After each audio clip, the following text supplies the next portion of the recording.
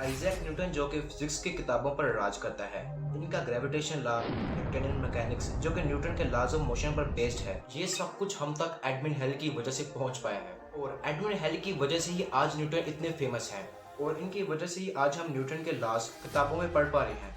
Newton के third law of motion और escape velocity से आज हम दुनिया की कैद से आज़ाद होकर स्पेस की सैर कर पा रहे हैं।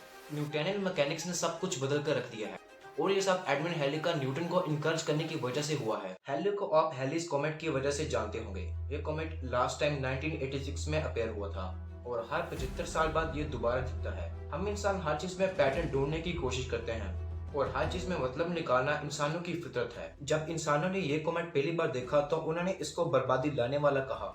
इनके ख्याल से ये बीमारियां, देश की तबाही और अमवात लेकर आता है। लेकिन आज हम जानते हैं कि ये कॉमेट है क्या चीज। हेली ने 1472 से 1698 के बिटवीन यूरोप में देखे गए तमाम कॉमेट्स के बारे में सारी इंफॉर्मेशन इकट्ठा की। उन्होंने अपने ऑब्जर्वेशन से ये अंदाजा लगाया कि ये कॉमेट्स सूरज के गिर्द लंबे इलिप्टिकल ऑर्बिट में घूमते हैं और उन्होंने ये भी बताया कि 1531, 1607 और 1682 में जो कॉमेट दिखा था वो सेम ही था। एक ही कॉमेट हर 76 साल बाद वापस आता है। लेकिन ये कॉमेट आता कहाँ से है? 1950 में जॉन हेनरिक ओड ने ओड क्लाउड को डिस्कवर किया था। ओड क्लाउड अर्थ से 2 लाइट ईयर दूर आइसी ऑब्जेक्ट्स के बना हुआ क्लाउड है जो कि इंटायर सोलर सिस्टम को एक जायंट स्फेरिकल शेल की तरह सराउंड किए हुए है। और ये माना जाता है कि हेलिस कॉमेट भी ओड क्लाउड से आया है। ग्रेविटी की कमी बेशी की वजह से कुछ कॉमेट्स ओड क्लाउड से बाहर निकल जाते हैं और कुछ सूरज की तरफ एक लंबे सफर की तरफ निकल पड़ते हैं। और जब ये सोलर सिस्टम के सेंटर वाले हिस्से में पहुंचता है तो इस पर मौजूद बर्फ सन की गर्मी से पिघलना शुरू कर देती है और ये एक चमकदार कॉमेट बन जाता है जिसकी एक पूंछ भी होती है। चीन के लोगों ने जब पहली बार इस कॉमेट को देखा था तो उन्होंने इसके स्ट्रक्चर को ड्रा किया था। 1664 में जब ये कॉमेट दिखा तो यूरोप के लोगों में डर फैल गया था क्योंकि इसके अगले ही साल 1665 में ब्यूबेनिक प्लेग फैल गया था। प्लेग एक तरह का इन्फेक्शन है जिससे जानवर और इंसान भी अफेक्ट होते हैं। ये यर्सीनिया पेस्टिस नामी बैक्टीरियम की वजह से होता है। लेकिन इन्हीं में से एक 8 साल बच्चे को ये बहुत ही इंटरेस्टिंग लग रहा था। वो इससे बिल्कुल भी नहीं डर रहा था और ये एडमंड हेली ही था। एडमंड हेली के वालिद ने इनको बेहतरीन साइंटिफिक इंस्ट्रूमेंट्स खरीद के दिए थे और वो हमारे क्यू थिंक एज ए सब्सक्राइबर की तरह ही क्यूरियस इंसान थे। उन्होंने एसटी हेलिनिया में अपनी ऑब्जर्वेशन से सितारों का एक चार्ट बनाया जो कि 1678 में पब्लिश हुआ था। इनके सितारों के नक्शे ने रॉयल सोसाइटी के मेंबर रॉबर्ट हुक का ध्यान इनकी तरफ खींचा। जी हाँ, ये वही रॉबर्ट हुक है जिन्होंने खुद से बनाए हुए अपने माइक्रोस्कोप से सेल को डिस्कवर किया था। लेकिन उन्होंने सिर्फ सेल को ही डिस्कवर नहीं किया था। डार्विन की थ्योरी ऑफ इवोल्यूशन के कुछ पहलुओं का अंदाजा वो 200 साल पहले ही लगा चुके थे।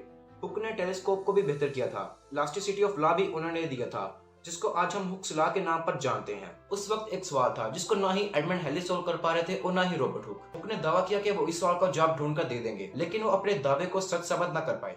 सवाल ये था कि सूरज के गिर्द जो प्लैनेट्स घूमते हैं इनकी स्पीड मुख्तलिफ क्यों होती है? जो सियारा नजदीक है इसकी रफ्तार दूर के सियारों से मुख्तलिफ क्यों है?